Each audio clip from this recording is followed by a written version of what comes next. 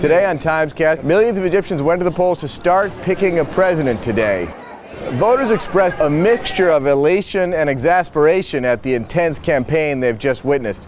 Powerful men pleading and promising and insulting each other to try to win their votes. For Westerners, this is familiar, but for Egyptians, they were gratified to see the people who would be their future presidents effectively down on their knees pleading for votes. The most intense competition may have been between two rival Islamists, Mohammed Morsi, the candidate of the Muslim Brotherhood, and Abdelmonem Abdel Fattah, who's competing as a more liberal Islamist. There are no reliable polls here, so it's impossible to know which of those two could come out ahead. Whoever does will have a decisive impact not only on the presidential race here, but on the direction of political Islam across the region.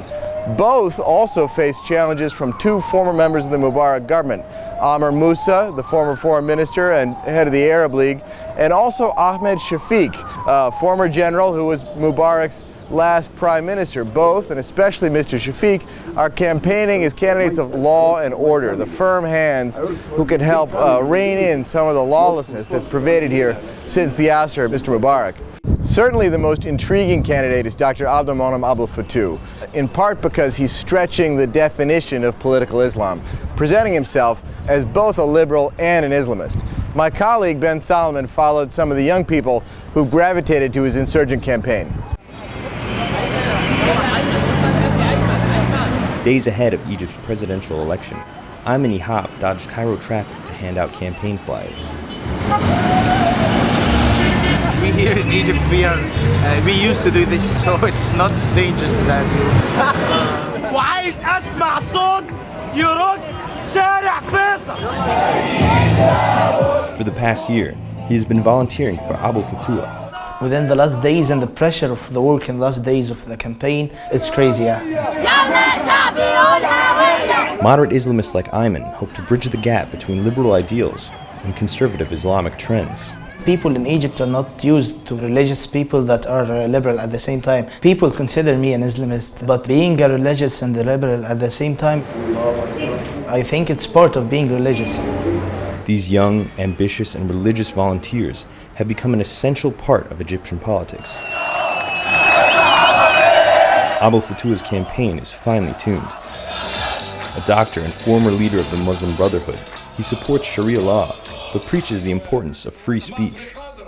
He has simultaneously won the support of young secular liberals and conservative Islamists alike. One of Fattah's main opponents is Amr Moussa, an experienced foreign minister under Hosni Mubarak. I'm voting for Amr Moussa. He knows how to run the country. Islamic politicians don't know how to run the country. Amr Moussa is the best because he got good experience, and right now we need someone to help us in security, because if you want to invest in this country, first you have to get security. Amr Moussa for me is part of Mubarak's regime. If he does win, I think that will be the end of the revolution. Ayman, who is 22, spent his entire life under the Mubarak rule.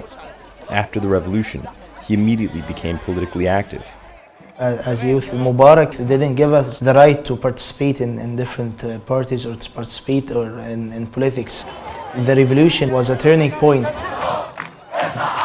On Friday, Abdel Fattah held a final campaign event, drawing thousands for a blowout spectacle before voters went to the polls.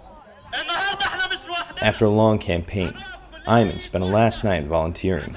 As Dr. Abdel Fattah said, the future of this country will not be built on the shoulders of old men.